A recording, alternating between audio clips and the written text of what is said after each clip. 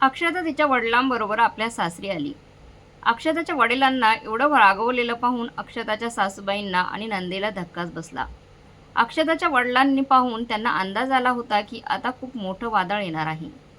तरीही प्रतिभाताई खोटं हसत म्हणाल्या, "अरे भाईजी, या ना, बसा." अक्षताच्या सासूबाई थोड्या घाबरूनच म्हणाल्या, "अर्पिता, काकांसाठी थोडं थंड पाणी घेऊन ये. ही लाईट पण ना आत्ताच गेली आहे." असं म्हणून त्यांनी अक्षताच्या वडिलांना वारा घेण्यासाठी एक पेपर आणून दिला. तेवढ्यात अर्पिता पळत थंड पाण्याचा तांब्या घेऊन आली. पाण्याने भरलेला तांब्या देण्यासाठी हात पुढे केला तेव्हा प्रकाशरावांनी अर्पिताच्या जोरदार कानाखाली वाजवली, "काय झालं अक्षताचे बाबा? खबरदार, माझ्यापुढे तुमची ही खोटी नाटकं करू नका." हे ऐकून अर्पिता आणि तिच्या आईची बोलतीच बंद झाली. कारण अक्षताच्या सासूबाईंनी आणि तिच्या नंदेने तिला खूप टॉर्चर केलं होतं.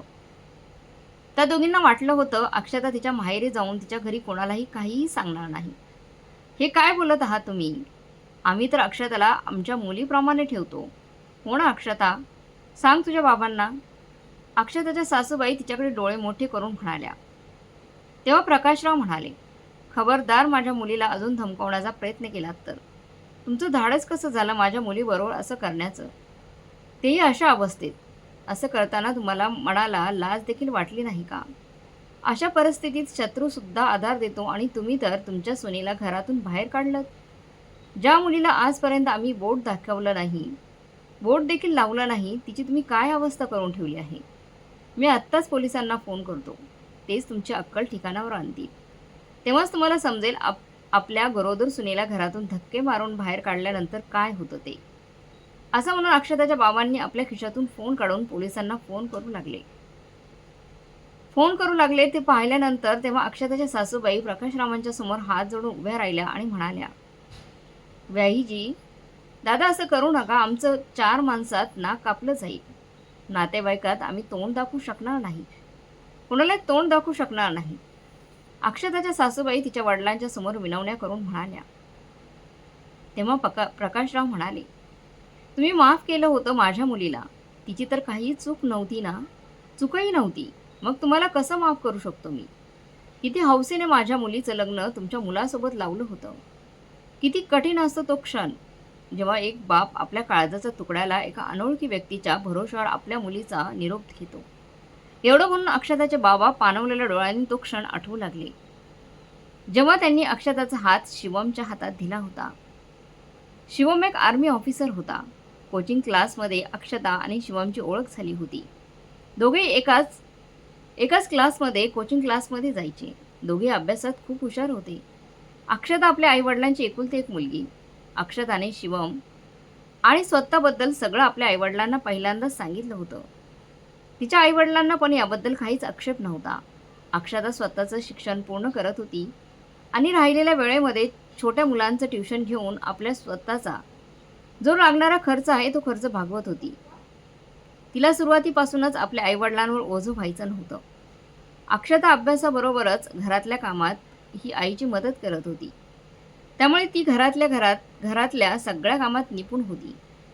हळूहळू अक्षता आणि शिवमच्या मैत्रिणी एक नवीन वळण घेतलं होतं. जेव्हा कोचिंग संपलं आणि काही दिवसानंतरच शिवमचं आर्मीमध्ये सिलेक्शन झालं. तिथून आल्यानंतर लगेच शिवमने आपल्या आईवडिलांना अक्षताबद्दल सांगितलं होतं. शिवमचे बाबा हे ऐकून खूप खुश झाले होते. पण शिवमच्या आई प्रतिभाताई एवढ्या मात्र काही खुश झाल्या नव्हत्या. पण मुलाच्या पुढे त्या जास्त काही बोलू शकल्या नाही. शिवमच्या बहिणीला देखील हे स्थळ आवडलं नव्हतं. कारण तिला तिच्या नंदेचं लग्न शिवमबरोबर करायचं होतं. त्यामुळे सुरुवातीपासूनच अक्षता तिच्या डोळ्यात खटकत होती. पण प्रेमापुढे सगळ्यांनी हार मानली. शिवम आणि अक्षताचं लग्न खूपच धूमधडाक्यात पार पाडलं. लग्न अगोदर शिवमने अक्षताला एक गोष्ट सांगितली होती की तुझ्यामुळे माझ्या आईवडिलांचं मन दुखलं नाही पाहिजे. माझ्या आईवडिलांची चांगली तुला काळजी घ्यायची आहे. तेव्हा अक्षताने उत्तर दिलं होतं, "तुम्ही काही काळजी करू नका. मी कधीच तुम्हाला तक्रार करण्याची संधी देणार नाही." शिवम आणि अक्षता दोघेही खूप खुश होते. काही दिवस बाहेर फिरून आल्यानंतर अक्षताने घराची सगळी जबाबदारी सांभाळायला सुरुवात केली. शिवमची आई थोडी रागीट स्वभावाची होती आणि जेव्हा त्यांची मुलगी अर्पिता माहेरी येत असे तेव्हा तर त्या अक्षताचा खूप रागराग करत असायची. तेव्हा अक्षता विचार करायची काही दिवसांची तर गोष्ट आहे. हळूहळू ताई पण मला आपलं समजती. अक्षता मनापासून शिवमच्या बहिणीचा अर्पिताचा आदर करत होती. अशीच वेळ निघून जात होती. शिवम वर्षातून एकदा घरी येत असे. शिवम आल्यानंतर घरामध्ये एकदम आनंदाचं वातावरण होऊन जात असायचं. शिवम आला की अर्पिता ही आपल्या भावाला भेटण्यासाठी माहेरी येत असे. शिवमच्या समोर तर ती अक्षताबरोबर चांगला व्यवहार करत असायची. पण तो गेल्यानंतर अक्षताला प्रत्येक गोष्टीवरून टोमणे मारणे, तिच्या कामांमध्ये चुका काढणे, आईला एकाचं दोन करून सांगणं, हे सगळं तिचं चालू होतं. अक्षता कधीच शिवमला याबद्दल सांगत नव्हती. अक्षताला जेव्हा पण वेळ मिळत असायचा तेव्हा अभ्यास करत असायची ती. आता ती बीएडच्या तयारीला लागली होती. तिने परीक्षा पण दिली. एक दिवस अक्षताची तब्येत खराब झाली. तिला उलट्या आणि ताप आला होता. खूप त्रास होत होता. त्यामुळे ती तिच्या रूममध्ये आराम करत होती. तेवढ्यातच अर्पिता घरी आली. तिने पाहिलं की प्रतिभाताई किचनमध्ये चहा बनवत होत्या. तिने प्रतिभाताईंना विचारलं की अक्षता कुठे आहे? तेव्हा प्रतिभाताई म्हणाल्या, माहीत नाही ग, कदाचित महाराणी आराम करत असेल. अर्पिताने काहीही जाणून न घेता आपल्या आईचे कान भरवायला सुरुवात केली. तुला नोकरानी बनवून ठेवील आणि तुला माहिती होणार नाही. ती सगळं कामं तुझ्याकडूनच करून घेईल. अशा कितीतरी गोष्टी तिने प्रतिभाताईंना सांगितल्या. हलक्या कानाच्या प्रतिभाताई शेवटी सगळं काम सोडून आपल्या मुलीबरोबर रूममध्ये जाऊन गप्पा गोष्टी करू लागल्या. आणि शेवटी अक्षताने जेवण बनवलं. सर्वांना जेवायला घातलं आणि औषध खाऊन ती झोपली. आज तिला खूप वाईट वाटत होतं. तिला वाईट वाटत होती की मायलेकी तिच्याबद्दल किती वाईट विचार करत आहेत. तिची तब्येत बरी नसतानाही तिला एकही शब्दाने विचारलं नव्हतं. दुसऱ्या दिवशी अक्षताचा वाढदिवस होता आणि कोणाच्याही लक्षात नव्हतं. अचानक शिवमने तिला सरप्राईज दिलं. शिवमला पाहून सगळे चकित होतात. अक्षता खूपच खुश होते. शिवम तिला आपल्या मिठीत घेतो. तेव्हा शिवमला जाणवते की अक्षताची तब्येत बरोबर नाहीये. तिचं शरीर गरम लागत होतं. तिला ताप आलेला होता. त्याने आई आणि बहिणीला फटकारलं आणि अक्षताला डॉक्टरांकडे घेऊन गेला. ते दोघेही घरी आले. डॉक्टरांकडून जाऊन आले. त्या दोघांच्या चेहऱ्यावरचा आनंद पाहून सगळ्यांनाच विचित्र वाटलं की अक्षताची तब्येत एवढी खराब आहे तरी पण हे दोघे खुश का आहेत. शिवम आईच्या पाया पडून म्हणाला, आई, तू लवकरच आजी होणार आहे. पण डॉक्टर म्हणाले आहेत अक्षता खूपच अशक्त झाली आहे. तिच्यामध्ये रक्ताची कमतरता आहे. तिला आराम आणि तिच्या खाण्यापिण्यावर लक्ष द्यायला हवं. तिला आराम करायला हवा. शिवम आज खूप खुश होता. त्याच्या आणि अक्षताच्या चेहऱ्यावरचा आनंद पाहून अर्पिता अक्षतावर जळू लागली होती. जोपर्यंत शिवम सुट्टीवर होता, घरी होता, तोपर्यंत तो अक्षताची काळजी घेत होता. पण काही दिवसातच शिवमच्या सुट्ट्या संपल्या. आता त्याला परत जायचं होतं. शिवमचे वडील म्हणाले, बाळा, तू काळजी करू नकोस. आम्ही आहोत ना. आम्ही अक्षताची चांगली काळजी घेऊ. शिवमचा घरातून पाय निघत नव्हता, पण तो आपलं कर्तव्य विसरू शकत नव्हता. मनावर टगद ठेवून शेवटी तो निघून गेला. वेळ निघून गेली होती. वेळ असंच निघून जात होता. शिवम सकाळ संध्याकाळ अक्षताला फोन करून तिची विचारपूस करायचा. अक्षता शिवमला सांत्वना देऊन म्हणत असायची, तुम्ही एवढी चिंता का करता? बाबा माझी खूप काळजी घेतात आणि तुम्ही बघा, एक दिवस आई देखील माझ्या प्रेमाला नक्कीच समजतील आणि मला समजून घेतील. शिवमला अक्षताचं बोलणं ऐकून खात्री होती. पण एक दिवस सकाळची दुपार झाली होती. पण शिवमचा अजूनही फोन आला नाही. अक्षताचा जीव वरखाली झाला होता. तिने जेवणही केलं नव्हतं तेव्हा अचानक दुपारी 2 वाजता फोनची रिंग वाजली. अक्षताने पळत जाऊन फोन उचलला. फोनवरून दुसरीकडून बातमी मिळाली, शिवम आज सकाळी चकमकीत शहीद झाला आहे. हे ऐकताच अक्षताच्या हातून फोन खाली पडला आणि ती तिथेच बेशुद्ध पडली. हे पाहून अक्षताचे सासरे धावत आले आणि अक्षताला शुद्धीवर आणण्याचा प्रयत्न करू लागले. अक्षताची सासू देखील धावत पाणी घेऊन तिथे आली आणि अक्षताच्या तोंडावर पाणी शिंपडू लागली. खूप वेळानंतर अक्षताला शुद्ध आली. जेव्हा सासरे म्हणाले, सुनबाई काहीतरी सांग, फोनवर कोण होतं, काय झालंय, तू बेशुद्ध का झालीस, काय बोललं पलीकडून? पण अक्षता शांतपणे जणू काही दगडाच्या मूर्तीप्रमाणे बसली होती आणि काहीच बोलत नव्हती. खूप हलवल्यानंतर अक्षता जोरजोरात रडू लागली आणि शिवम शहीद झाल्याची बातमी सांगितली. ही बातमी ऐकून सर्वजण आतून तुटून गेले होते. अक्षताचं कुटुंब एकदम अस्तव्यस्त झालं होतं. अक्षताच्या सासऱ्यांनी कसं तरी स्वतःला सांभाळलं आणि अक्षताला देखील तिच्या सासऱ्यांनीच कसं तरी सावरलं. आनंद त्यांच्या दारात येण्याआधीच निघून गेला होता. आता सर्व काही संपलं होतं. पण जे व्हायचं असतं ते टाळता येत नाही.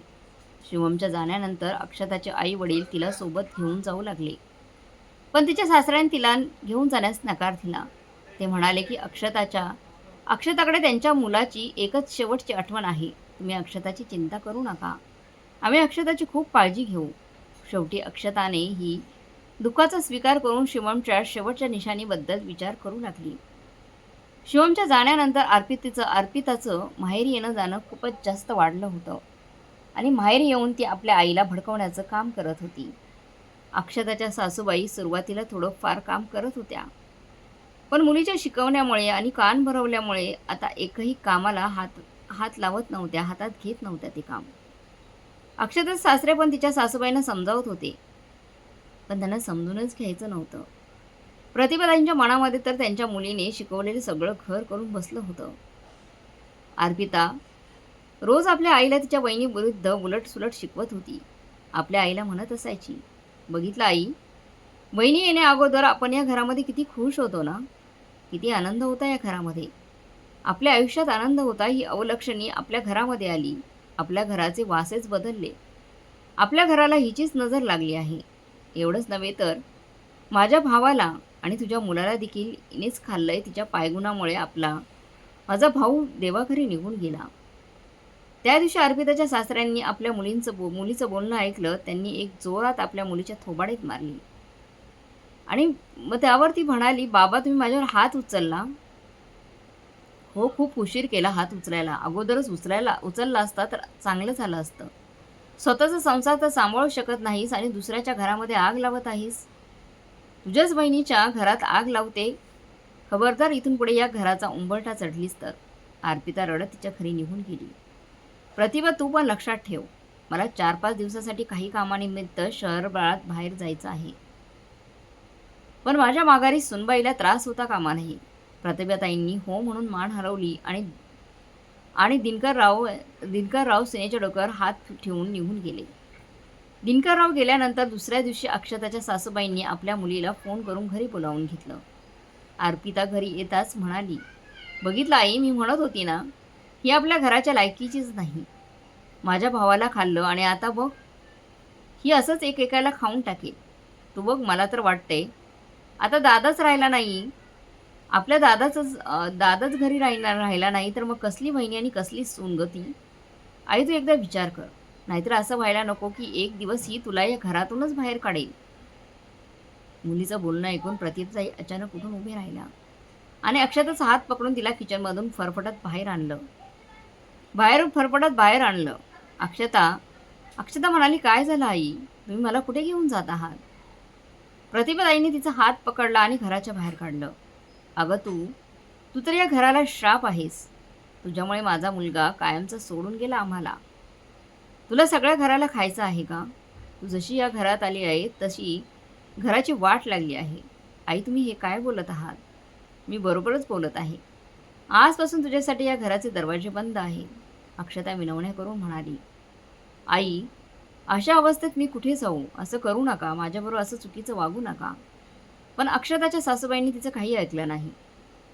बिचारी अक्षता तिच्या सासूबाईंच्या समोर हात जोडून उभी होती आणि तिची नणंद तिच्याकडे पाहून हसत होती. अक्षताच्या सासूबाईंनी तिला बाहेर ढकललं आणि तिच्या तोंडावर दरवाजा बंद केला. अक्षता रडत तिच्या आईवडिलांच्या घरी गेली.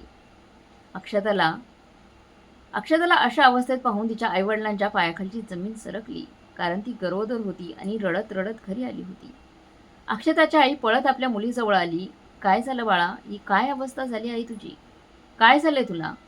अक्षता आपल्या आईच्या गळ्यात पडून मोठमोठ्याने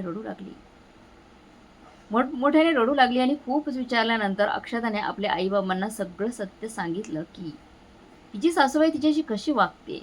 हे सगळं ऐकून अक्षताच्या बाबांच्या अंगाचा तिळपापड झाला. तिथे पटकन आपल्या मुलीला घेऊन तिच्या सासरी गेले.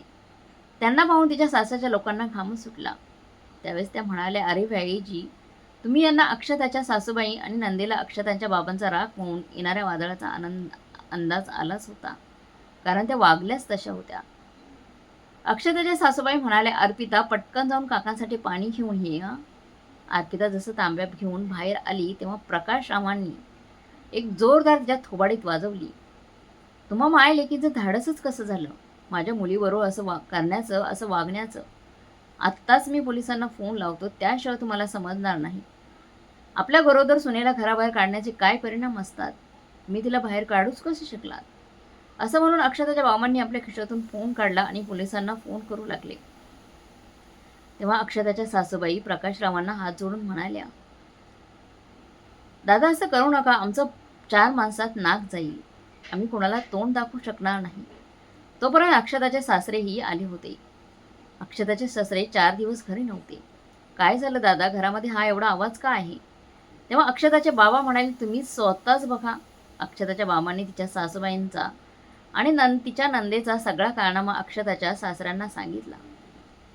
हे सगळं ऐकून अक्षताच्या सासऱ्यांचं रक्त सळसळू लागलं.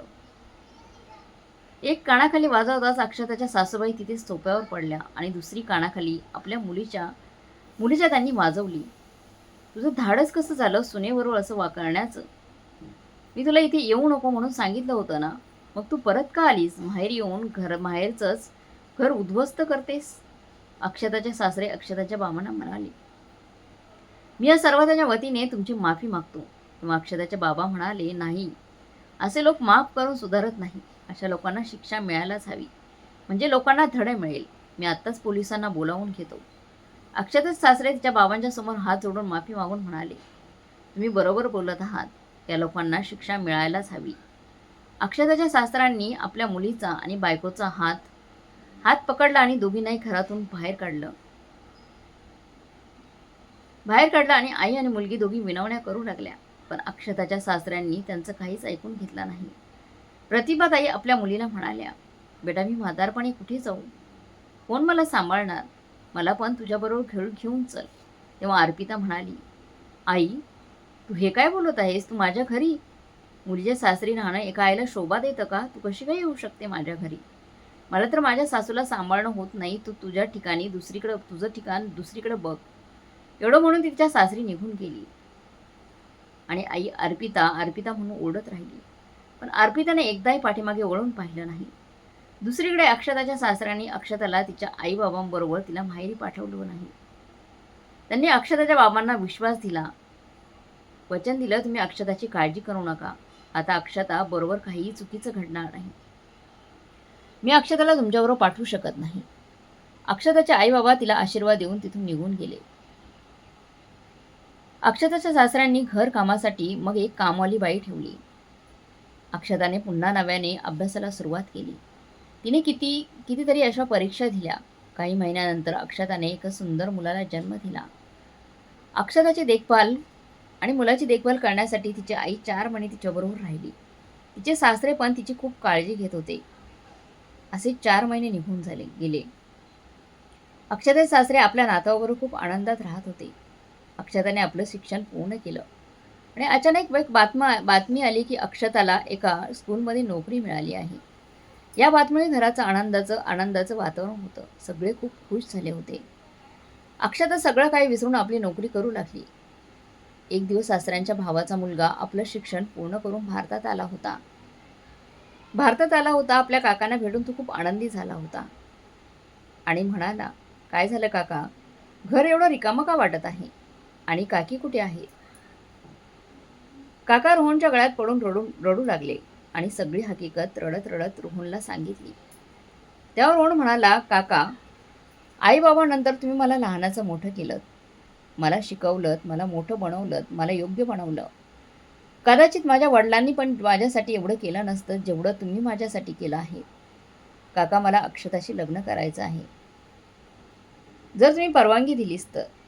बेटा, माझा काही आक्षेप नाही, पण अक्षता, नाही बाबा, मी हे लग्न करू शकत नाही. अक्षताने सरळ नाही म्हणून सांगितलं. पण बेटा, मला तुझे एकटं पण बघवत नाही.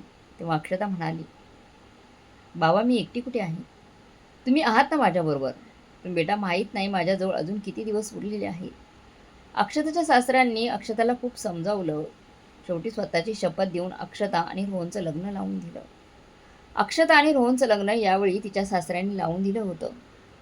रोहनने अक्षता आणि तिच्या मुलाचा प्रेमाने स्वीकार केला आणि त्यांच्या पती आणि त्यांच्या प्रती असलेले सगळे जे कर्तव्य होतं ते कर्तव्य पूर्ण केले. आणि दुसरीकडे जेव्हा अर्पिताच्या सासरी तिचे सत्य समजलं, तेव्हा तिच्या नवऱ्याने तिला घरातून अक्षरशः धक्के मारून बाहेर काढलं. दोघी मायलेकी एक दिवस अक्षताजवळ येऊन विनवणे करू लागले शेवटी. तेव्हा तिच्या सासऱ्यांनी त्यांना घरामध्ये येऊ दिलं नाही. दोघी मायलेकी हातापाय पडू लागल्या. पण अक्षताच्या सासऱ्यांनी त्या दोघींचं काहीही ऐकून घेतलं नाही. त्या दोघीही तिथून सरळ वृद्धाश्रमाच्या दिशेने निघून गेल्या.